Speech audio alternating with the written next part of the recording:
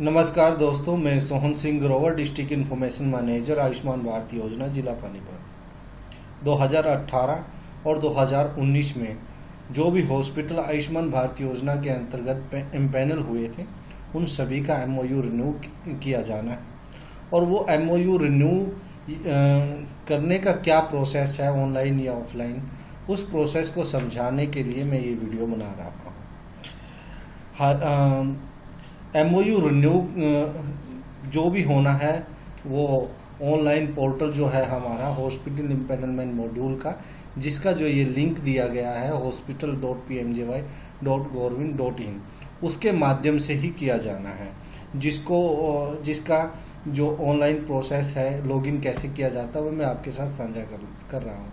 ये मेल आई हुई है अभी हाल ही में, जिसमें बताया गया है कि 331 हॉस्पिटल जो ऐसे हैं जिनका एमओयू रिन्यू किया जाना है, जिसमें से 34 हॉस्पिटल पानीपत के भी हैं जिनका एमओयू अभी रिन्यू किया जाना है।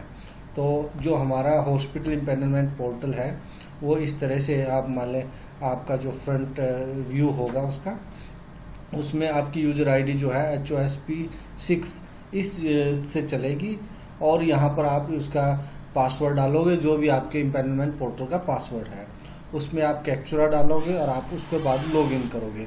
लॉगिन करने के बाद जो है आप फॉरगेट, अगर आपके पास आपके इस पोर्टल का पासवर्ड नहीं है तो फॉरगेट पासवर्ड करके आप उसका पासवर्ड रीसेट कर सकते हो, और आपका जो रजिस्टर मोबाइल नंबर है उस पर OTP जाएगा।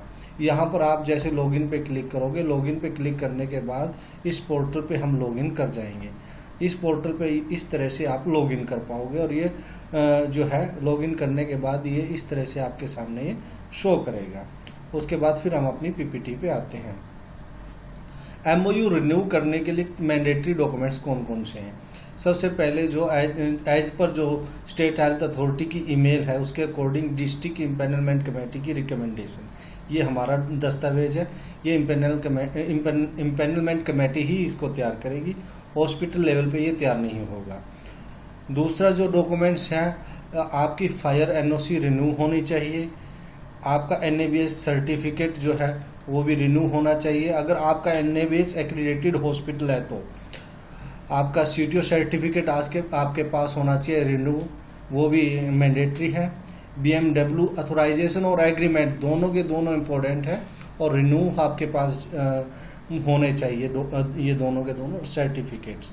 उसके बाद PCPNDT सर्टिफिकेट मैंडेटरी है। प्रत्येक हॉस्पिटल की ये सर्टिफिकेट मैंडेटरी है, आपको ये देना ही पड़ेगा। सपोज कीजिए कोई आई का पैनल हॉस्पिटल है, वो कहता है कि मेरे लिए तो ये मैंडेटरी नहीं है, उसके लिए भी मैंडेटरी है। जिसके पास गायनी स्पेशलिटीज नहीं है उसके लिए भी ये मैंडेटरी है। इसके लिए आप किसी भी रेडियो डायग्नोसिस सेंटर के साथ टाई अप कीजिए, टाई अप लेटर प्लस उस रेडियो डायग्नोसिस सेंटर का PNDT सर्टिफिकेट आप अटैच कर सकते हो, और आपको ये देना ही पड़ेगा एमओयू रिन्यूअल के लिए। उसके बाद अगर आपके हॉस्पिटल में लिफ्ट है तो लिफ्ट लाइसेंस मैंडेटरी है आपके लिए। अगर नहीं है तो आप अपनी लेटर हेड के ऊपर डिक्लेरेशन दोगे। उसके बाद ARB सर्टिफिकेट जो है वो रिन्यूअल आपके पास होना चाहिए। उसके बाद आपके पास फार्मेसी का इन हाउस का एग्रीमेंट है, वो होना चाहिए एग्रीमेंट। फार्मासिस्ट का लाइसेंस होना चाहिए और ड्रग लाइसेंस होना चाहिए। ब्लड बैंक का एग्रीमेंट और उसका लाइसेंस आपका होना चाहिए, रिन्यू होना चाहिए वो। एम्बुलेंस का एग्रीमेंट, एम्बुलेंस की RC और ड्राइवर का लाइसेंस जो है वो आपके पास होना चाहिए। ये डॉक्यूमेंट्स जो है मैंडेटरी है इम्पैनलमेंट जो एमओयू रिन्यूअल के लिए। उसके बाद एमओयू रिन्यूअल के लिए जो है ना, एमओयू रिन्यूअल से पहले हमें जो है 4 जो है एनहेंसमेंट जो हमने अपने पोर्टल के थ्रू करनी होगी। एमओयू अटैचमेंट एनहेंसमेंट सबसे लास्ट में होगी। सबसे पहले लाइसेंस एंड सर्टिफिकेट एनहेंसमेंट होगी। लाइसेंस एंड सर्टिफिकेट एनहेंसमेंट जो होगी वो इम्पैनलमेंट पोर्टल पे यहाँ पर जो है अपग्रेड एप्लीकेशन का ऑप्शन होगा। अपग्रेड एप्लीकेशन ऑप्शन पे ये यहाँ पर लाइसेंस एंड सर्टिफिकेट्स होगा, यहाँ पर आप क्लिक करोगे। क्लिक करने के बाद आपके सामने वो डिस्प्ले कर जाएगा यहाँ पर यहाँ पर आप जैसे फायर एनओसी यहाँ पर अपलोड करोगे। अपलोड करने के बाद आपने खुद यहाँ पर चेक भी करना है कि वो अपलोडेड है कि नहीं, यहाँ पर वो शो कर जाएगी। उससे पहले आपने यहाँ पर जाके उसको अपलोड करना है, यहाँ पर आपको अपलोड का ऑप्शन आ जाएगा। इस तरह से सारे के सारे दस्तावेज यहाँ पर अपलोड करने हैं, ये आपको यहाँ दिखाई दे जाएगा।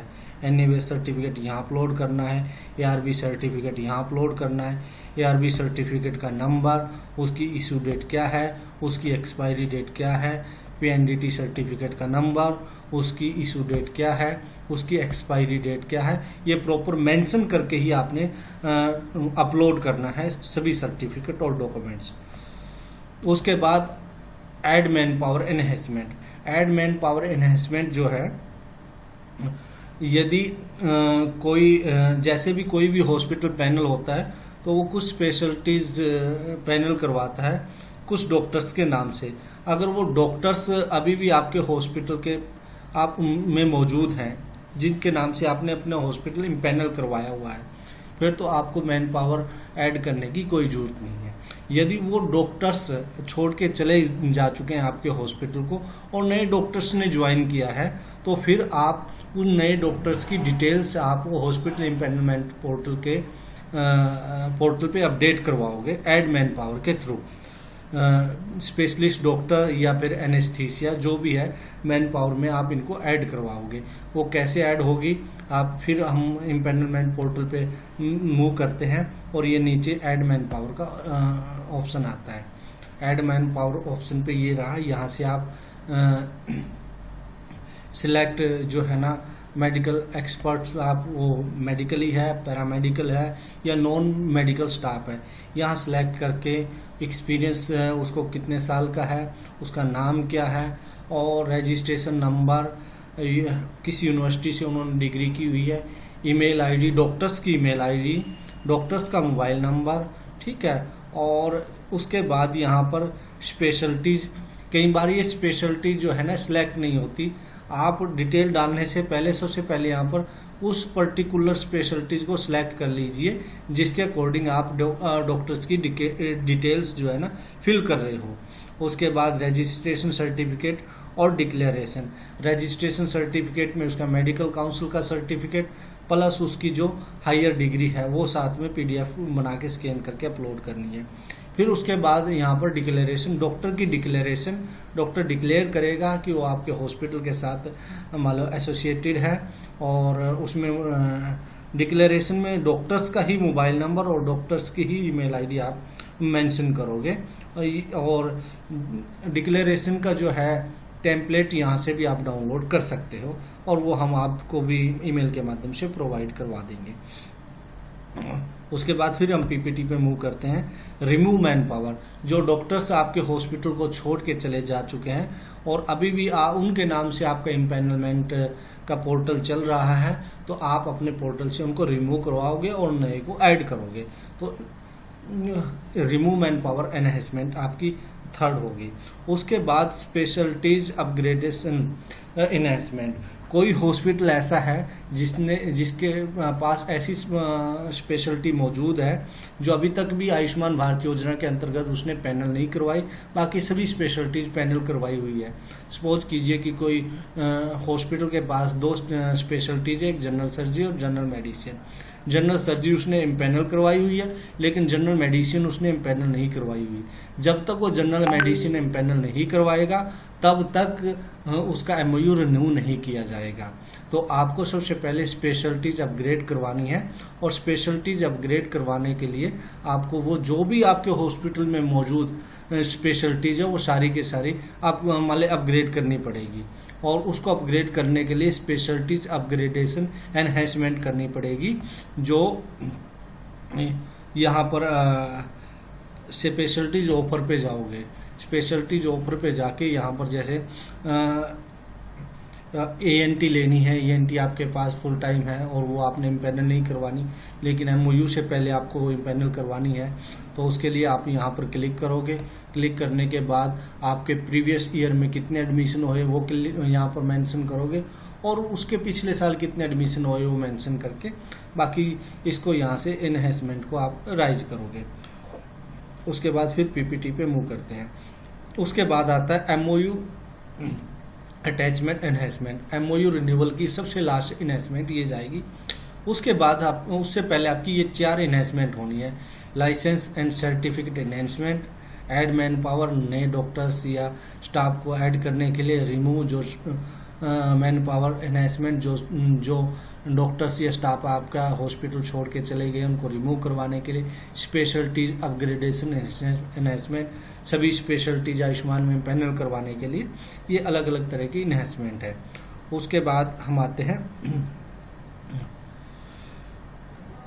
एमओयू एनहेंसमेंट राइज करने से पहले आप लाइसेंस एंड सर्टिफिकेट इन्हेंसमेंट और मैन पावर इन्हेंसमेंट अपडेट करने से पहले, देखिए दोबारा सुनिए ध्यान से, लाइसेंस एंड सर्टिफिकेट एनहेंसमेंट और मैन पावर एनहेंसमेंट को अपडेट करने से पहले मैन पावर और डॉक्यूमेंट चेकलिस्ट तैयार कर लीजिए, जो कि आपको ईमेल के माध्यम से साझी की हुई है और हम व्हाट्सएप ग्रुप में भी आपके साथ साझा कर देंगे।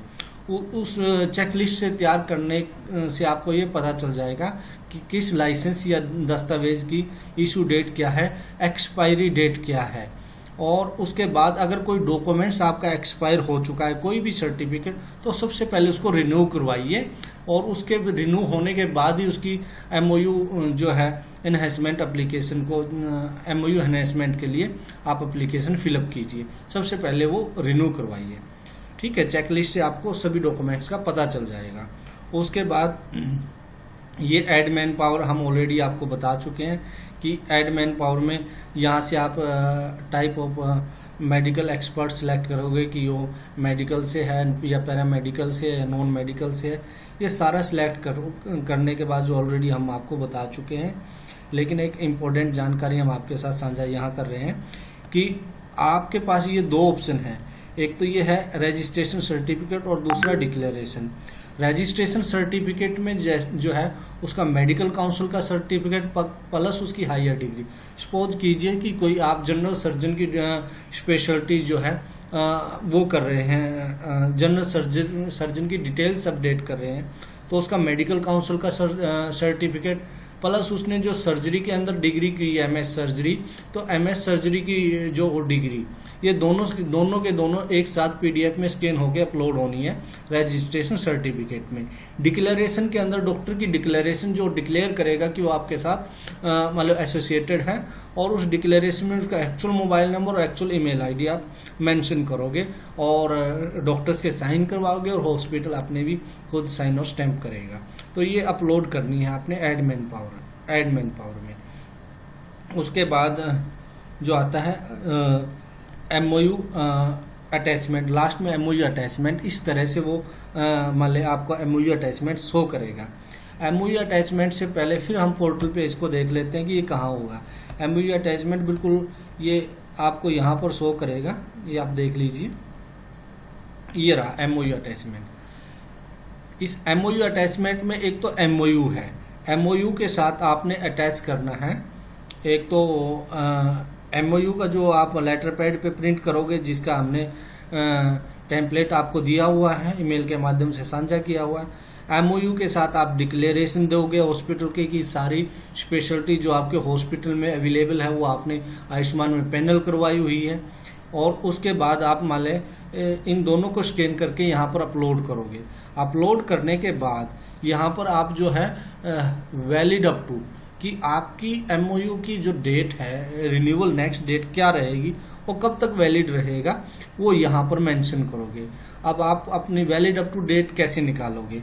हमने जो आपको सीट शेयर की है उसमें आपकी इम्पेनलमेंट डेट दी हुई है, ठीक है ना। उसको हम कैसे निकालेंगे कि आपकी इम्पेनलमेंट एमओयू रिन्यूअल डेट जो वैलिड अप टू कब तक का है, वो ऐसे वो उसको निकालने के लिए फिर हम पीपीटी पे मूव करते हैं।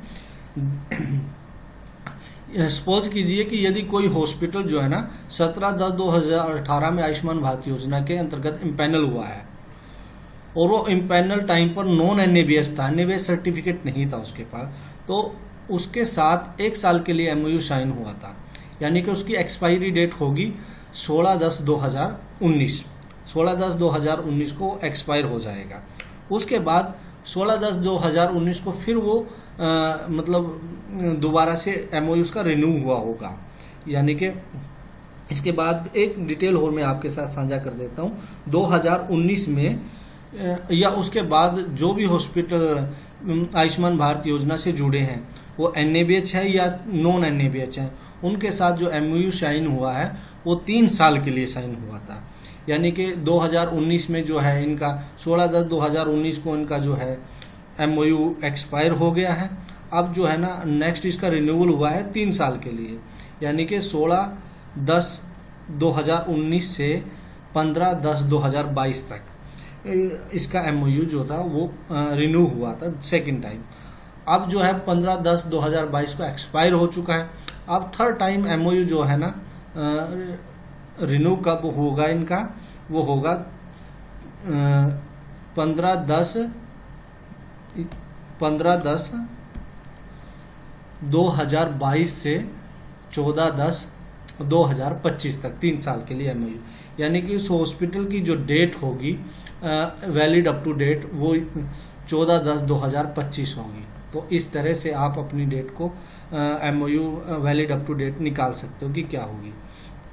अब उसके बाद आता है आपका कि यदि कोई हॉस्पिटल 17/10/2018 में इम्पैनल हुआ है और इम्पैनल टाइम पे वो NABH एक्रीडेटेड था, तो उसके साथ 3 साल का MOU हुआ था। यानी कि 3 साल का MOU 17/10/2018 में वो पैनल हुआ है, तो MOU उसका एक्सपायर होगा 16/10/2021 को। ठीक है, तो 16/10/2021 को उसका MOU एक्सपायर हो गया और नया MOU होगा 16/10/2021 से अगले 3 साल यानी कि 15/10/2024 तक। तो उसकी वैलिड अप टू डेट आएगी 15/10/2024 तक। तो इस तरह से आप माले यहाँ से वैलिड अप टू डेट निकाल सकते हो। उसके बाद यदि कोई हॉस्पिटल NABH और नॉन NABH 17/10/2019 में इम्पैनल हुआ है, यानी कि 2019 में इम्पैनल हुआ है, उनके साथ MOU 3 साल के लिए जो है MOU हुआ होगा उसका, और उसकी एक्सपायरी डेट होगी 16/10/2022। उसके बाद वो भी एक्सपायर हुआ है 16/10/2022 से, फिर वो 3 साल के लिए सेकेंड टाइम MOU रिन्यूअल की रिक्वेस्ट डालेगा 3 साल के लिए, यानी कि 15/10/2025 तक। तो उसकी वैलिड अप टू डेट क्या होगी 15/10/2025। तो इस तरह से आप अपनी वैलिड अप टू डेट निकाल सकते हो MOU के लिए। और इम्पैनलमेंट की जो डेट है वो हमने एक्सेल शीट में सभी हॉस्पिटल के साथ शेयर कर दी गई है। उसके बाद MOU के साथ MOU अटैचमेंट में आप MOU के साथ क्या करना है, जो अब टेम्पलेट हमने MOU का दिया हुआ है उसमें अपने हॉस्पिटल की डिटेल्स डाल के और उसको अपने लेटर हेड पे, हॉस्पिटल की लेटर हेड पे प्रिंट करके और अथोराइज सिग्नेटरी द्वारा साइन और स्टैंप करके उसको, और उसके साथ अपने ही लेटर पैड पे ऑल स्पेशलिटीज डिक्लेरेशन, मतलब जिसमें आप डिक्लेयर करोगे कि आपके हॉस्पिटल में अवेलेबल मौजूद सभी स्पेशलिटीज को आपने आयुष्मान भारत योजना के अंतर्गत पैनल करवाया हुआ है, उन दोनों को स्कैन करके उनकी एक PDF बना के MOU अटैचमेंट में अपलोड करोगे। ठीक है, और अपलोड करने के बाद इन्हेंसमेंट को अपडेट कर दोगे और इन्हेंसमेंट जनरेट हो जाएगी आपकी MOU की। उसके बाद जो डिस्ट्रिक्ट इम्पैनलमेंट कमेटी जो है रिव्यू करेगी। रिव्यू से पहले आपने जो है एक निम्नलिखित दस्तावेज की जो हार्ड कॉपी है वो सिविल सर्जन कार्यालय पानीपत में जमा करवानी है। एक जो MOU आपने अपलोड किया है उसकी हार्ड कॉपी, एक मैन पावर चेक लिस्ट की हार्ड कॉपी और सॉफ्ट कॉपी, एक लाइसेंस एंड सर्टिफिकेट की हार्ड कॉपी और सॉफ्ट कॉपी, और ऑल स्पेशलिटीज का जो लेटर आप डिक्लेरेशन अपलोड किया MOU के साथ उसकी जो है हार्ड कॉपी। इन सभी दस्तावेज की हार्ड कॉपी नथी करके आपने सिविल सर्जन कार्यालय पानीपत में सबमिट करवानी है। और उसके बाद डिस्ट्रिक्ट इम्पैनलमेंट कमेटी आपकी जो जितनी भी आपने इन्हेंसमेंट जो है जनरेट की है, चाहे वो लाइसेंस एंड सर्टिफिकेट की है, चाहे वो मैन पावर की है, और चाहे वो MOU की है, उन सभी को क्रॉस चेक करके यदि आपके सभी सर्टिफिकेट बिल्कुल अप टू डेटेड हैं और आपकी जो मैन पावर लिस्ट है वो भी अपडेटेड है। उसके बाद वो स्टेट हेल्थ अथॉरिटी को MOU रिन्यू करने के लिए रिक्वेस्ट भेज देगी विद डीसी रिकमेंडेशन लेटर, और उसके बाद आपके कुछ दिन बाद आपका MOU रिन्यू हो जाएगा पोर्टल के ही माध्यम से। फिर भी अगर किसी को कोई भी क्वेरी हो तो आप ईमेल के माध्यम से या फ़ोन करके मुझसे पूछ सकते हो। धन्यवाद आप सभी का।